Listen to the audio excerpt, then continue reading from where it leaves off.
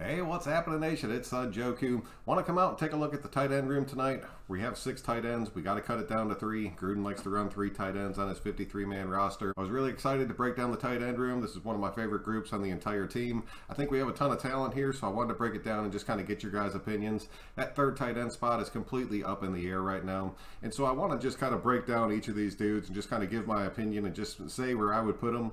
If you guys agree with me, let me know. If you disagree, I'd like to know who you would keep. We're not going to waste too much time. We're going to jump into it. If you are new to the channel, if you think about subscribing, I really would appreciate that. So let's go. We'll start off with Waller. Obviously, he's the #1 tight end on this team. He's one of the #1 tight end in the NFL pretty much. He's definitely in the top 3 for argument's sake out there. He's personally my favorite tight end in the NFL. And, I mean, he's rock solid. He's going to end up sticking on this team. There's not a doubt in my mind. We're going to have to pay these dudes eventually, which kind of sucks, but Waller's already taken care of, so hopefully he'll enjoy that contract over the next couple seasons. Next, I want to jump into Foster Moreau. I'm telling you right now, this kid is going to be incredibly special. I've had a few people whispering that Foster Moreau hasn't done a damn thing for us. You guys have to remember how gruesome that leg injury was that he took.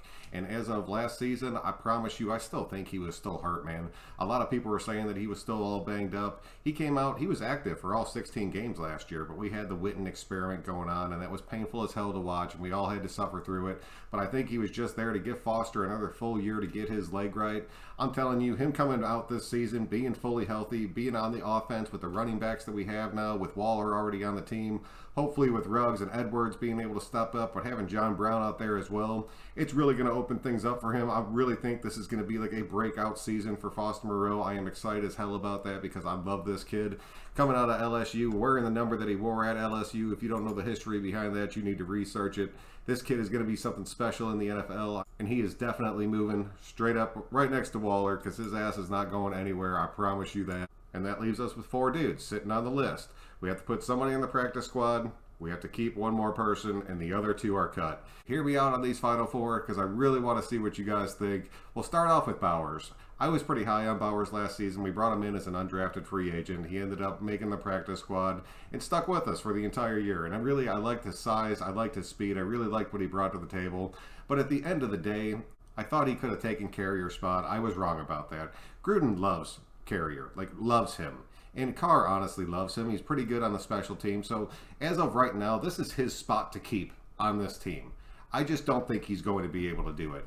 As far as Bowers, he was not even a starter at Penn State. He only started 2 games his senior year because their tight end 1 was hurt. He has a decent amount of talent. I still think he needs to develop. He's definitely going to be my practice squad player. There's been a little bit of confusion of who I've been putting on the practice squad in my past couple videos, so I just kind of designated him a little spot over here. I think Bowers will end up making the practice squad once again. I think that's where he belongs. We'll start off with Ellis. Ellis is a true journeyman. He has not been in the league very long, but the Raiders are going to be the 7th team that he's suited up and tried out for or actually played for. He was most recently with the Patriots. He played for the Saints. He played for the Eagles. The dude has jumped around. I think he was on the Titans for a minute. It is what it is with him. The dude definitely has heart and continue to try to get onto a roster. I just don't think it's going to be this roster with how deep our tight end room is honestly looking. So Ellis, somebody's got to go. It's going to be you. You're going to be my first cut. Just straight cut off the damn team. I'm sorry. Maybe next time for you. All right, and then it comes down to the big 2. One of these 2 is going to be our third tight end on this team. It's either going to come down to Carrier or it's going to come down to Bushman.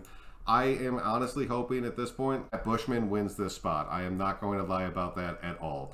Carrier's getting up there in age. He's taken a little bit of a step back. He only had 1 catch last year. 1 catch for 17 yards. And granted, he was another one that was dealing with that Witten experiment. And there was games where he was not even active. The majority of games he was not active to the roster to be able to play that day. So I think the writing's pretty much on the wall for Carrier. It sucks. He's been a Raider for a minute. But a dude like Bushman can come onto this team and he can be the third tight end for multiple reasons. 1, he can play special teams. He can play fullback if actually we needed him to. He's done that in the past.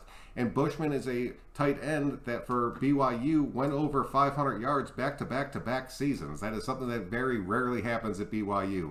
I think he was one of only 3 tight ends to do it in the history of that team. And then his senior year during warm-ups, he ended up tearing his Achilles heel, which sucked. He was out for the entire year, missed his entire senior year. I think his stock would have been a little bit higher. I'm really happy that we got him onto this team. From everything that I've read, he's fully healthy and ready to go. In my personal opinion, he's going to end up winning that third tight end spot. Carrier is going to end up getting cut. It sucks to say, man, because I am a fan of Carrier. And if he does, if he goes out there and proves it and earns it, I guarantee you that he can beat these rookie kids out and end up being that tight end 3 on our team. But in my personal opinion, man, I really think that Bushman's going to come out and win this spot. I think he's hungry. I think he brings a little bit more to the table. He can do the things that Carrier can do. And honestly, he's a better receiving tight end. But he's still known for being able to just lay down the block and be able to seal edges and open up holes for the running backs. And you need a third tight end that can honestly become a number 2 tight end, because God forbid Waller ends up going down, all of a sudden Foster becomes your number 1. You don't want your third tight end to just be somebody that's known as a blocker. If Bushman can go out there and prove that maybe he only gets like 4 or 5 catches a year, but if he makes those receptions, gets in the house a few times, people start to respect the fact that he's not just a third tight end. And then if you start sneaking him into that fullback position, you get into a goal line, you put Bushman, and then you have Ingold as your running back. That's a shit ton of power coming through that offensive line to get you that 1 or 2 yards. I think there's a lot of different things you could do with him. I think it's very versatile, and that's the reason that I'm honestly giving him the nod moving forward. So let me know what you guys think about this tight end room, man. I think those starting 3 are looking pretty damn good. You still have Bowers on your practice squad. The 2 cuts were honestly pretty easy. Carrier's getting up there in age and really hasn't done too much for us, even though he has been healthy. And Ellis is just going to be bouncing from team to team. So hit me up, give me your guys your thoughts, and we will catch you on the next one.